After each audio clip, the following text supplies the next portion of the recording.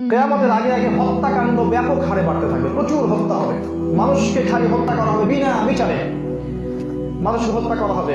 পিতা মাতার সাথে দাস দাসীর মতো আচরণ করা হচ্ছে, ভাই ভাইকে হত্যা করছে, বোনের সাথে ভাইয়ের দ্বন্দ্ব, বাবার সাথে ছেলের দ্বন্দ্ব, ছেলে মাকে হত্যা করছে, ছেলে বাবাকে হত্যা করছে, ভাই ভাইকে হত্যা করছে, প্রতিবেশী প্রতিবেশীকে হত্যা করছে, পরিবারের কাঠামো ভেঙে যাচ্ছে, সমাজের কাঠামো ভেঙে যাচ্ছে। তখন কি আমাদের অপেক্ষা করতে হবে? তিনি আরো বলেছেন, শেষ জামানায় ব্যাপক মহামারী দেখা দিবে, এমন এমন সব জটিল কঠিন রোগ ব্যাধির জন্ম নিবে যেগুলো কোশ্চিন কারণ পৃথিবীতে ছিল না।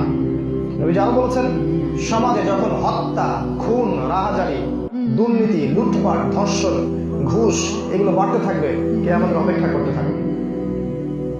নবী সাল্লাল্লাহু আলাইহি ওয়াসাল্লাম আরো বলেছেন, যখন কোরআন উঠে যাবে, মানে কোরআন মানুষ তেলাওয়াত করবে ঠিকই, কিন্তু কোরআনের মর্ম তারা অনুধাবন করবে না, কোরআনের কোনো বিধান তারা বাস্তবায়ন করবে না।